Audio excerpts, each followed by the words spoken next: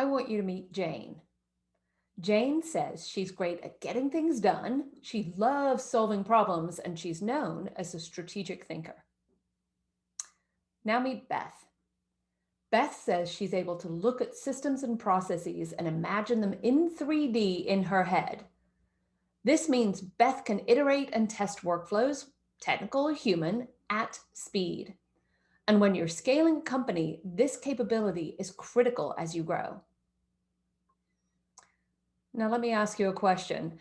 Which person did a better job at explaining their potential? Because remember, every decision made about you and your opportunities is made in a room that you're not in. They're choosing you in that room based on your potential, the future you. And in my opinion, the future you needs to sound more like Beth. So stay tuned and learn why you need to have your own strategy for the future you and how to create potential language that sounds like you so people can choose you.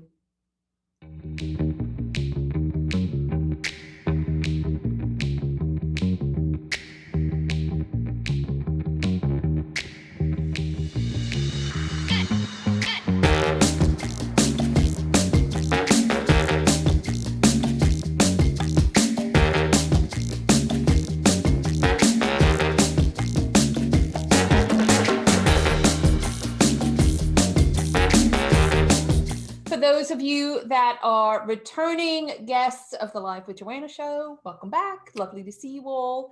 For those of you that are new, welcome to the event of the week. Just a reminder, we're going to be talking about the future you as we start. Then as soon as I'm done with all of that, we are going to get into Magic Hour, where we are going to pick one awesome person who is going to win a private one-on-one session with me. And then we will be opening up for Q&A at the end. Pro tip on this one is this is the Joanna Future You show. So if you want to be a volunteer for transformation, tell Kelly, because I will be asking her. She is the person to ask. Okay, so let me jump in the deep end. And especially for those of you that are new to the show, I want to remind you that you have a choice in this very moment to keep moving or keep watching. You get to choose what you get to do, because it's the same choice everyone makes when they meet a new person. I can almost see the thought bubble over your head because you're going, well, who are you and what are you all about and what are you going to talk about? Now, I hope you choose to stick around. I know many of you have, but I want to share an idea with you. The idea is that to realize your ambitions, whatever they are, you need to make it easy for people to recognize your potential and remember the promise of the future you. Let me give you an example. I'm going to start with somebody who I hope we both know. I want you to pretend for just a second that Michelle Obama walked in the room. Here's my question. Would you keep listening to me, or would you ditch me and go find out what she's about to say? I am pretty confident you would choose Michelle. Why? There's a high potential for something awesome to happen. Pay attention to that word potential. It's going to be important. It's fine. I would probably choose Michelle Obama if she walked into the room too. I would probably completely freak out because I'm not sure what she'd be doing in my house. So no judgment here and all of that. But here's what we both did, whether you ditched me or not. We both easily remembered why Michelle is uniquely awesome and ditched each other because the potential for something cool happening was high. That's that who are you thing. She has really high who are you memory and really high who are you potential, which is why we want to go talk to her. I think we all should have really high who are you memory and really high who are you potential, because we should be able to make it easy for people to choose us. Okay, so now I'm going to break all of this down into how you think about this for yourself. So my guess is if you are here, you have an ambition to either get a job or a promotion or a raise or even build the next brilliant idea. And someone, more likely someone's, are going to have to say yes to the future you. And they're saying yes because They need someone to solve a problem, they need a creative vision, or they need somebody who can just get things done. Bottom line, they choose you for your ability to do things in the future. So that then begs the question, how do they choose? First, they need to know that you exist. Okay, so if your ambition is to get a new job, you might think the first step then is to give them your resume. If you are new to the world, you will know that I am ixnay on the resumes. Well, I'm resume plus, because all your resume does is tell the story of your past. And at best, the choosers of the future you can only guess at your potential. And this is not the time for guessing. In this marketplace, it is even more critical for you to be clear about your potential. And if you are trying to pivot your career, the stakes get even higher because you have to explain a past that doesn't match their future. Okay, if your ambition is to level up in your organization, you might assume that your manager is already aware of your potential. Here's my question. Have you checked to make sure that their idea of your potential is the same as yours? Are they talking about what you've done or what you can do? Really quick way about finding out whether your manager actually sees potential or is relying on you like you are a machine. Either way, you want people thinking about the future you. Okay, you are all with me there. Second, it is not about you. It is what they believe about you, the same way we believed about Michelle. Because, and you've heard me say this before, every decision made about you and your opportunities is made in a room that you're not in. And yes, the room might be a virtual conference room or a boardroom or something like that, but 99% of the time, that room is somebody else's mind. It is their thought bubble. And their bubble is saying, do I recognize their potential? And is this what we need? If they cannot answer that question, they can't choose you. They won't choose you.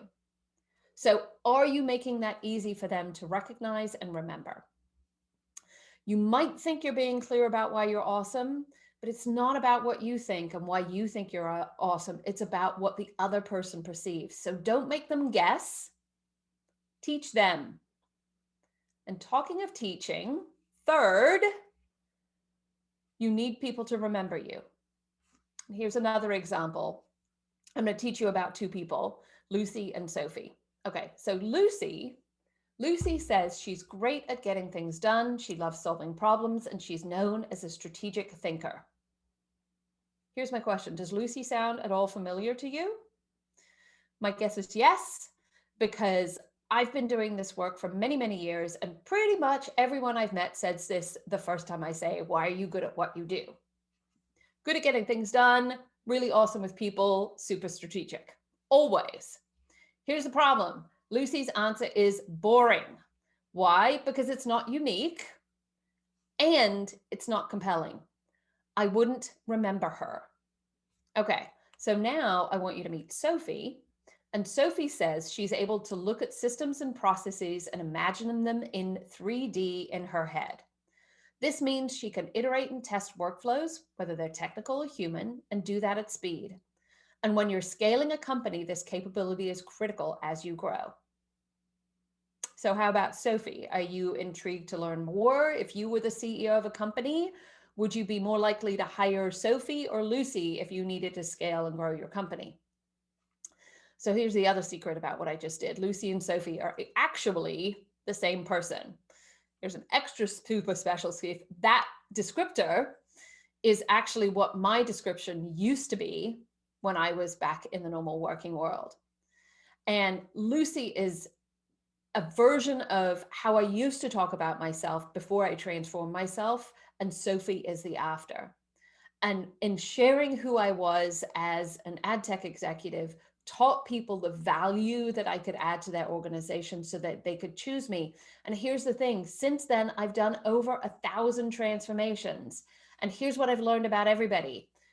Everybody is unique and everybody has potential. And so do you. We just often struggle with how to explain it to other people without sounding like a tool. So I want you to now make a new choice for you. I made you make one at the beginning. I want you to choose to invest in the future you. And I want to know, who is she? And how do we make it easy for others to recognize and remember her? Because I want the bubble over other people's head to think, oh, wow, who are you? The same way we all did with Michelle Obama. That sort of reaction for everybody.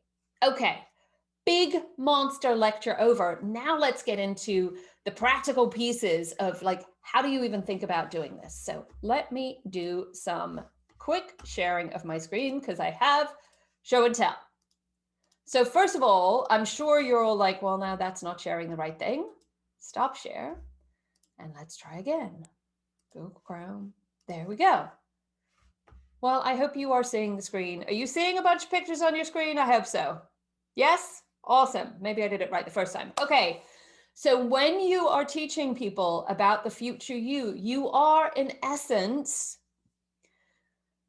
selling the product of you. And the product of you is a combination of three things. It's your time, it's your ideas, and it's your ability to collaborate. Every single person on this planet is brought into a team, is hired, is promoted based on three things: your skills and your abilities, your style and your behaviors, and your potential to do things in the future. And this is the, like, when you start thinking about who is the future you and how do you share the future you with people, it's thinking about what is it as a product and how are they choosing it? The same way we think about any product. But before you start thinking about this, the first thing I want you to consider for yourself is, what is your ambition? How do you get clear about that? Because so often I see people when I say, well, what is it you want to do? How can I help you with what it is you want to do? What are your ambitions? There's the big, oh, I don't know, or it depends, or I don't know what I want to do next. Start getting clear with that, because nobody can help you manifest the future you unless you have a clear idea of what it is. Now, I will also say that this ambition thing does not have to be your big, huge monster ambition. It can be your baby ambition. I was actually just on the phone with one of my clients that I talk to, I think, almost every other week. And she has got two opportunities in front of her. And I've had a lot of conversations with her ambition, and I know what all of them are. And our decision about the future her was based on, yes, she has got a new opportunity, but which of the two is actually going to give her the opportunity beyond the opportunity? So we've got a baby ambition for now, and we've got a bigger ambition for later. And how do you start mapping the path to it? Because you are all out of grade school and you all know that life and work and everything is not this straight up and to the right thing. It's this kind of wibbly wobbly path. And you need to keep making sure you're optimizing for where it is you want to go in the future. And also remembering that your ambition is yours. It is as unique as your fingerprint. Your definition of success in your ambition is yours. And you can always change direction. You can, like me, be basically an experimenter through life. I think it's totally a career path. It certainly worked for me. So first, get clear with where you want to go. Second, you need to consider who is going to buy the future you. And when I say buy, I mean your time in the future. The thing is especially on the job hunt, you only need one company and one hiring manager to say yes to you. You don't need to sell. It's not like selling pens where you need to sell, many, many thousands of these. You just need to sell one of you to one person. And so really thinking about, who is my ideal customer, and not, here are the kind of manager I want, who is going to get the most from me, who is going to get the most value from me if I am part of their team and not part of their organization. Put yourself in your customer's shoes and figure out who they are, because that will help you start getting some perspective on around the future you. Next step before you jump in is having a conversation with yourself around what are you known for. Now, if you don't know, go ask people, because here's the thing about personal brands and what you are known for. You are already known for something. You already have a brand. We all do. Almost, for those of you that have little kids, you know that your kid has a personality and a style that is just their own from once they get out of kind of that like teeny tiny baby amoeba stage. It almost is something you can't control. Same thing for all human beings. We all have a brand. We all are known for something. I highly recommend doing market research on yourself and asking the question, like, what am I known for? Ask people, like, where do you see my potential? Start asking people about what do they think is the future you. If you are trying to get a promotion with your boss, these questions are critical. Because if they come back with, well, you're known for being really good at getting shit done, guess what? They are going to give you shit to do. It does not necessarily mean they are going to give you a promotion. They value your productivity. They are not articulating that they value your ideas. Now, they might value your ideas, they just don't know how to articulate, which is why you want to have the questions, how are you ambitious for me? And where do you see me having more potential impact in this organization? Much more powerful questions to ask. For those of you that don't know, the transformation experiences, when you do them with me one-on-one, we have two different programs. One that I actually arm you with all of the questions and you do the market research and we take you through all of this, and then create your, how do you answer the question, what do you do, and your value language.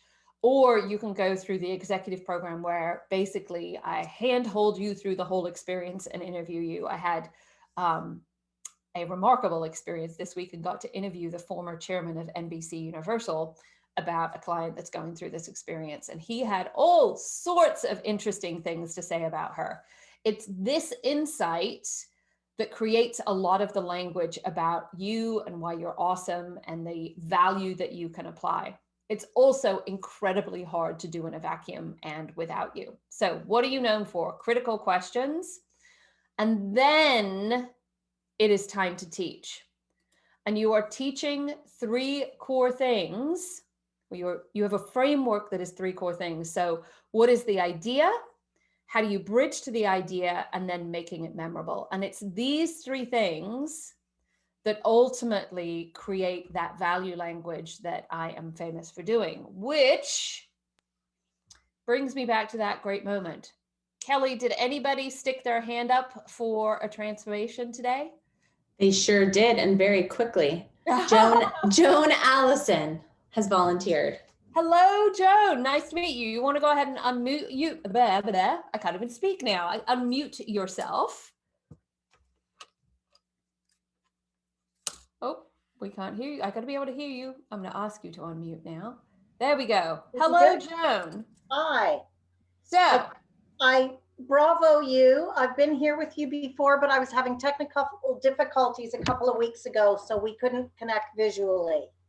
Well, it's nice to see you. And your beautiful artwork behind you, which I love. There's some Zoomscaping happening right there. Yeah. Okay, Joan, have you seen me do one of my famous transformations before, or are you a newbie to the before and after? I have experienced you online through WebEx and through one of these sessions a few weeks ago. That's how I was introduced to you. Okay, well, so then not a before and after yet completely. So what I'm going to do here, and this, folks, this is just for demonstration purposes. I'll tell you, when I do this for reals, for work, there's a ton more questions and a ton more insight into you and what it is you're trying to accomplish. Because it is so unique to the individual. But this, I hope, will give you all a bit of an example of what the before and after can look like if you do this. So, Joan, quick question. I need to start with that, with a why. So why do you need better language to describe the awesome you? I'm evolving to become a solopreneur. Oh. And I'm involved in a pilot for automating an online coaching business, which is a new venture for me. My coaching so far through the pandemic has been exclusively pro bono. And I feel like I've been sitting on the sidelines for a number of years, even though I was certified in 2015. Okay. So my corporate life is behind me. I'm looking to create. You need to be able to explain the new you. Yeah. Okay. And thinking about, so you remember how I talked about who is your customer is a key part of the equation. Just listening to you just now, when I say like, what did I just hear? I heard you actually have two sets of customers that you need to talk to. One is potentially people who would participate with you in this automated online coaching business thing. And the other, if I'm correct, is please hire me as a coach. Is that correct? That's fair. Yeah. Okay. Now, can I do both in one introduction? Probably, but let's keep it tight and keep it focused, because as you're thinking about, in essence, selling the future you want to be super clear on the initial conversation, not to overwhelm somebody with all the things, because nobody wants all the things. They're like, just give me enough that makes me go, I want to learn some more. A little bit of intrigue. So of those two people you want to teach people about, which one would you like me to focus on? The career, well, I'm conflicted. I'm not sure. Maybe the I'm a Gemini. What can I tell you? The career transition coaching online. Okay. I do have a little elevator pitch, but. Well, is that for the product or is it for you? Good question. Because here's the thing, and this is important for everybody, especially those people who are entrepreneurs. Although personally, you are the CEO and founder of You Inc. You Yep. are an entrepreneur. And if you are an employee of an organization, all you are selling is a subscription model to the product of you. It's a subscription model. If you're an hourly employee or if you're a consultant or something like that, well, then that's a usage model, but you are selling a subscription to you. I know people suddenly go, no, I'm not. I'm like, yes, you are. Yeah. No, they can also cancel the subscription. Okay. So coming back, and I say here and I say, when you are selling a product, whatever it might be, especially when you're selling the idea of a product, they're actually buying you first. Yes. Agreed. And then the product. So is your elevator pitch about your product or is it about you? I think it's about me. Okay. So why don't you, this is an interesting way of doing it. Why don't you go ahead and give let us just pretend for a second, Joan, that we have never spoken before. And I know nothing, and we are back in the normal world of cocktails and networking events. And I go, "Ooh, Joan, so very nice to meet you. What do you do?" What do you say? Hi, great to meet you as well. I'm a career transition coach, and I help people elevate their lives, whether they're just getting started at the beginning of a career, navigating their way through mid-career, or getting ready to exit and leave to start their next chapter. Did you know that the average person changes careers or jobs 5 to 7 times in their life? Have you had a career change? Okay. Bravo on an excellent round one. I'm going to put people on the spot a tiny bit. Betsabe, can I ask you to unmute? Yep. It is lovely to see you too. Spoiler alert for those of you listening, Betsabe is one of my super mega besties. We've known each other for a long time and got up to all sorts of shenanigans together. And it's awesome to see you here, which is why I'm calling you out. She is, her brilliance in navigating the financial markets of both countries outside of the US and the US, and then new money markets like cryptocurrency and blockchain. One smart cookie here. She knows all sorts of fancy stuff. Very cool lady. You all should know her. Okay, so Betsabe, I just talked about you for a second, and I did that on purpose because I wanted you to forget some stuff. What do you remember around what Joan just said? Career transition, that's it. Career transitions. And did she make it easy for her to explain why she is uniquely awesome? No? Why? Was it because it sounded like everybody else, or because? Yeah. Yeah. Okay. Thank you for helping me bust a person.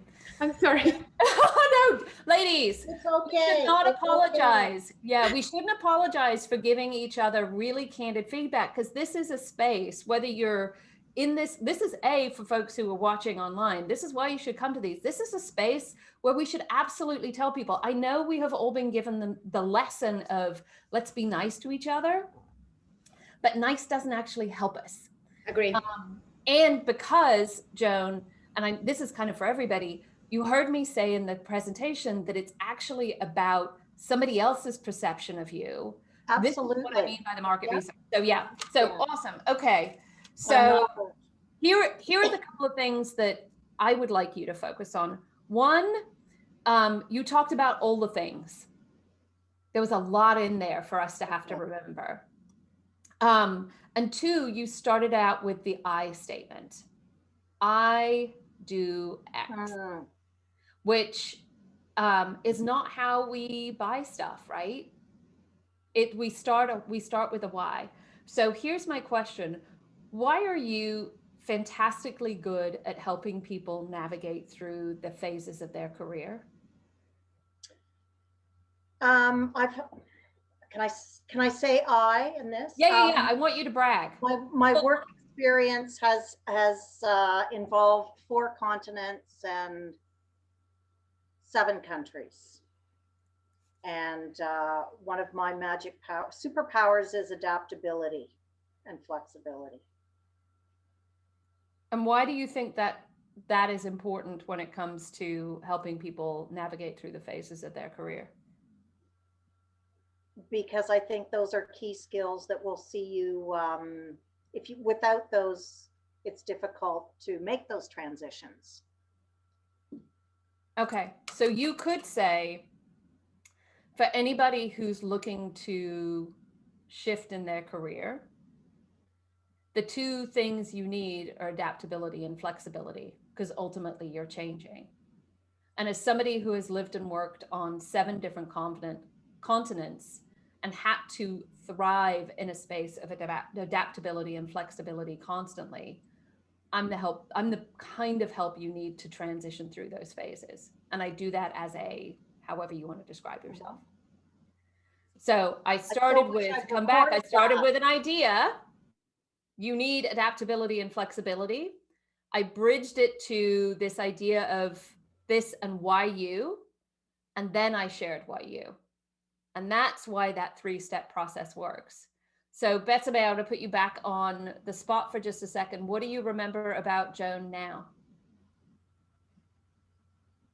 That she has experience, that she's adaptable to work across 4 continents, which is quite impressive. And she's flexible. So yeah. If I want to hire someone to help me, that's a personal goal. Awesome. Thank you. Thank you again for being a student. You'll see, like I said, adaptability and flexibility twice, because you said it was your superpower. Because the other piece we're doing when we're teaching people about the future us is we're actually teaching them to remember, so that somebody like Betsy will never now probably forget, because I've made her say it out loud, that Joan Allison equals adaptable, flexible woman who has lived on 4 different continents. Because this is the other piece of the magic. When you're going out and sharing language about the future you will find that I will always ask you to answer the question of somebody, what did you hear? And that's what I just did with Betsy.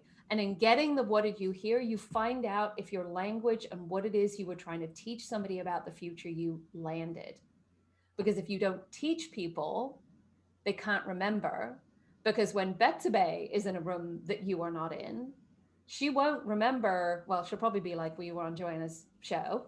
But she'll remember the adaptability, the flexibility, and the 4 continents thing, because it's unique. And it is the 4 continents thing is unbelievably unique to you. And that's the thing that we're all choosing. We're choosing something that is recognizable enough for people to go, yeah, I kind of get that. And unique enough to make it memorable. And that's the sweet spot that you need to find. And that's the sweet spot that everybody needs to find as you go through. Awesome. Great demonstration. Thank you, Joan. Thank you. And Kelly, did you write it down? Did anybody write it down? I wasn't recording or anything, so I have to. It's okay. We record all of these shows, Okay. for those of you that don't know, and we post them the following week on YouTube, along with links to the learning guide. So actually, for those of you that are watching on YouTube, reach out to Joan on LinkedIn and say, bravo for being Please, brave. I would love that. Thank you. And then also we'll have links to new shows and links to the learning guide that goes along with this show in there as well. And so just a reminder, and Kelly's going to drop this in the chat as well, there is a learning guide that goes along with this show so that you can do some of the exercises on your own. These are only $9.95. They are all of the questions. They are all of the guidance that you can get if you want to do this by yourself. Then, of course, if you really want to step up your game, you can schedule time with me, either with the transformation experience or the executive future you experience. Kelly's going to drop links on how to find out more about that online as well, or you can always go to joannabloor.com to learn more. Okay, so where was I on my presentation? I am going to go back to what I want you guys to be able to do. Okay, so we've done the set up the idea, create the bridge, make it memorable. The last thing you need to do in the process is how do you make it easy for them to say yes? I am so done with resumes being the only thing that people have to help them make it easy for them to say yes. All a resume is a bunch of keywords that talks about you. It does not teach anybody about your potential, nor does a bio. I just saw another one the other day and I was like, no, no, no. A bio is the last thing that somebody should be looking at. So are you creating graphics and content and information so that people can see who you could be in the future? Because here's the thing about those decisions made in rooms that you're not in, especially when you're dealing with a hiring manager, they have a boss too. Even the CEO, they have to be able to go to their board, their manager, whoever is higher up in the food chain, and explain to them why they chose you over somebody else. And here's where potential and not looking like a standard candidate, whether it is because of bias issues or because you're pivoting your career, if the hiring manager has decided to make a bet on you, even though you are a different and unusual and awesome candidate, you are going to have to empower them more with language about how to explain to other people why they choose you over somebody else. If you are not the safe bet, you need to figure out how to make it safe for them. Is it fair? No. Has anyone said you had to do this as part of your requirements? Absolutely not. But there's always more than one candidate in the choice. And you want to make sure that whatever they are doing, they have got all of the tools, not just the language, but the tools to be able to see who the future you is. Oh, here I am about to sneeze. Okay.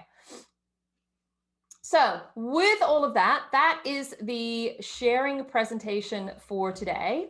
So we are now going to roll into magic time. So Kelly, who is going to win the 30-minute one-on-one session this week? Well, it's kind of funny how it worked out, but it's Joan. Awesome. Well, so Joan, we'll get to have another session. Kelly will be sending you a link on how to schedule your 30-minute session. It's a riff session. I can't guarantee spectacular value language in the session because we get a little bit more bespoke, but it's a great way to start you on your journey. So congratulations. For those of you that have been before, you know that we give away one of these sessions every week, but you have to be in attendance to win. Okay, so moving on from magic time. Oops. I changed all of my technology this week, which is why I am not working very well. Here we go. Now, I just want to remind everybody before we go into Q&A, next week on Friday at noon, we are here every week. We're going to be talking about the future you. Have you made it easy for people to recognize? We're really going to do a deeper dive into that particular, so less of remembering, more of the recognizing. Again, if you want to engage, we've got the learning guide from today and then also one-on-ones for tomorrow. If you want to go out and beta test anything that you learned today and just kind of say, hey, I want to see if Joanna is truthful or if she is just doing her crazy stuff, go out and ask one person what you're known for. I promise you the answers will be fascinating and will give you some insight into the future you. So ultimately, we're here to help you figure out how to teach other people who the future you is so that you can be you in the future. Because the clearer you are about who you are, what you want, and teach other people why that's awesome, the more likely you get to be you. I know, it's a bit of a circle. I'm Joanna, your potentialist and fairy godmother, and I wish you the very best. Thanks for coming.